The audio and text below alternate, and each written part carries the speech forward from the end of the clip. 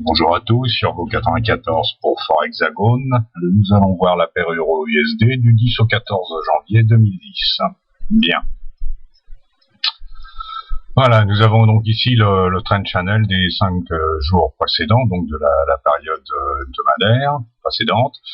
Pas de cadeau bien sûr, puisque à partir de mardi, une chute sans discontinuer. On peut dire aussi que de toute façon, on a l'apparition des chiffres américains qui sont sortis en ce qui concerne l'ADP et qui nous a pas fait de cadeau. Maintenant, bon, effectivement, vu les chiffres du non-farm payrolls, on aurait pu quand même douter de la faiblesse de l'euro, mais bon, bah celle-ci s'est confirmée. Là-dessus, on n'a rien à dire. Les investisseurs ne sont pas confiants quant à la crise européenne et en ce qui concerne la dette des pays concernés, Espagne, Portugal, Grèce et Irlande. Ceci dit, vu l'entretien qu'il y a eu dernièrement entre Christine Lagarde et son homologue allemand concernant le Portugal, en précisant qu'il serait bon qu'il demande l'aide de la BCE, n'est pas véritablement non plus une bonne affaire pour l'avenir de l'euro, puisque c'est ce qui risque d'être susceptible d'entraîner à nouveau une surenchère au niveau de la baisse dans le cas où ça viendra à discuter cette semaine justement du problème de la dette portugaise. Voilà. On va vérifier en H4 ce que ça nous donne. Bon, bah pas grand-chose, bien sûr, c'est confirmé, c'est tout à fait normal. Par contre, on va rajouter les bandes de Bollinger. On va voir un peu l'état de survente. Vous voyez, voilà. On voit bien que la bande supérieure se ferme, donc ça vous donne carrément la direction là, de où est-ce qu'on va. On est en état de survente par rapport à l'état du centre de gravité. On va passer en daily pour voir. Là, par contre, bon, effectivement, les Bollinger ne confirment pas, mais au contraire, ça s'ouvre encore un peu plus. Donc, ça voudrait dire que ce serait susceptible de descendre beaucoup plus rapidement qu'on pourrait le penser. On voit d'ailleurs aussi le centre de gravité qui vient vers les 1,29,96. Moi, je vous avais annoncé 1,27,96, pardon. Je vous avais annoncé 1,28,82, donc ça veut dire qu'il y a à peu près encore une centaine de pips en moins. Le centre de gravité a bougé, donc il indique qu'on va descendre effectivement plus bas. Ce que l'on peut voir, c'est les plus bas quand même, à partir d'où on avait rebondi, c'était 13 septembre et vers la fin août. On voit qu'on était vers un 26,57. Donc on aura peut-être une possibilité effectivement de gros supports à cet endroit-là. D'ailleurs, bon, le Muremat nous le confirme puisque il nous dit que c'est un top trading range qui lui se situe vers les 1,26,95. Donc on verra si on vient à toucher cette zone-là. Ce qui serait susceptible de se produire. Mais enfin bon, ne nous faisons pas d'illusions, avec un centre de gravité comme ça en daily, on n'est pas du tout dans un cas haussier. Voilà. Donc je confirme à la baisse. Pour ceux qui sont baissiers, gardez vos positions, au besoin rajuster vos stops de façon correcte. Pour les autres, écoutez, attendez quand même la session de Londres pour rentrer, et puis vous verrez ensuite ce que ça donne. On va confirmer d'ailleurs, par le gold, parce que vous voyez donc le mardi il a descendu, c'est à partir de là où on a subi la chute, donc le gold automatique a réagi un peu à cette chute, puisque l'euro est soutenu par le gold. Quelques petites variations, intraday bien sûr, susceptibles d'être intéressantes bien sûr si vous prenez les bons signaux au moment voulu. Maintenant le centre de gravité en H1 lui est baissier. On va regarder en H4 ce qu'il nous donne. On n'est pas mieux, on est véritablement confirmé. Là en plus on vient de toucher plus ou moins la bande supérieure rouge du CDG, donc ce qui nous amènerait à penser qu'on va descendre encore un poil plus bas. En daily, il y a un maintien entre 1430, j'avais regardé ça tout à l'heure, entre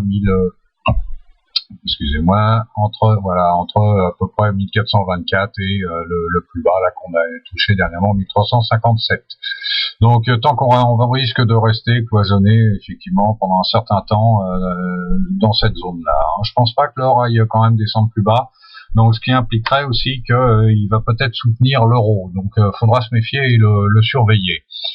On va voir un autre cas, on va prendre le dollar australien en H1. Vous voyez, même chose, qui lui, c'est un peu comme disait Cricket, la remise des pendules à l'heure suite à la hausse qu'il y a eu pendant la trêve des confiseurs, qui était d'ailleurs injustifiée. Donc on se retrouve un peu au retour à la case départ. On restera méfiant tout de même pour ce dollar australien. On va regarder en H4, voilà, donc là on est situé en dessous du centre de gravité, qui est quand même lui Sarkabout qui va en descente.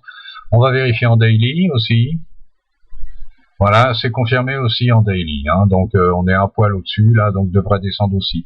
Ceci dit, jeudi, je crois que nous avons le taux d'emploi du chômage australien, ce sera surveillé, parce qu'un écart de 20 à 30% par rapport aux chiffres prévus serait susceptible de faire bouger la trend, hein, aussi bien à la hausse qu'à la baisse, c'est-à-dire à la baisse l'accélérer, et à la hausse la redresser.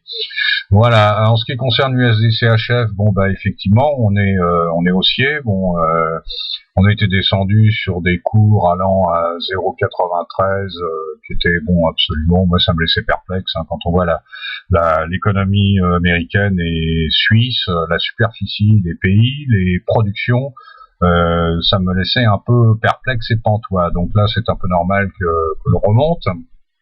On va vérifier quand même en H4 aussi si on est toujours haussier. Donc là effectivement le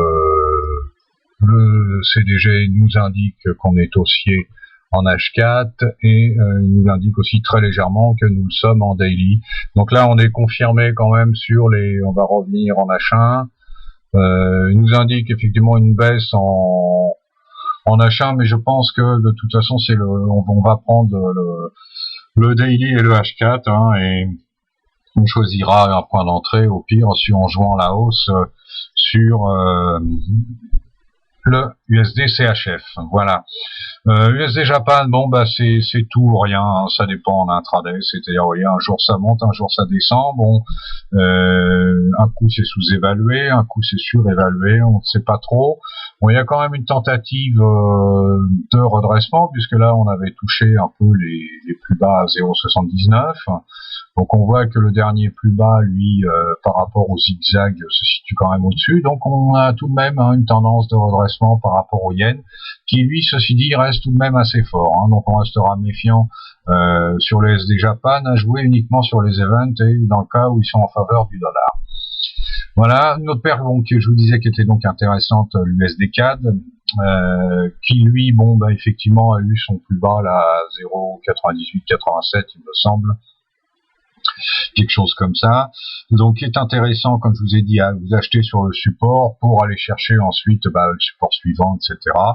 Hein, ou vous vendez sur la résistance, comme ça a été le cas ici, et de façon à atteindre, et vous procédez par mise à niveau, par, les stops suiveurs, en choisissant bien sûr les supports et le suivant, et ainsi de suite, hein, de façon à pouvoir faire progresser votre trend et sécuriser vos gains, comme je vous l'expliquais précédemment. Voilà, donc les estimations pour l'euro, je vous dirai à la chute, hein, on va revenir dessus. Donc en daily, comme je vous disais, les 1,2797 sont tranquillement, visibles. Hein. Pour moi, il n'y a pas de secret, je ne vois pas pourquoi ça n'y irait pas. C'est déprimant pour l'euro, mais on est là pour trader, donc on fait ce pourquoi nous sommes venus. Voilà, bien écoutez, je vais vous laisser. Je vous dis à bientôt et on se retrouve lundi pour l'évolution de la trend avec les graphiques et les commentaires. À plus et merci.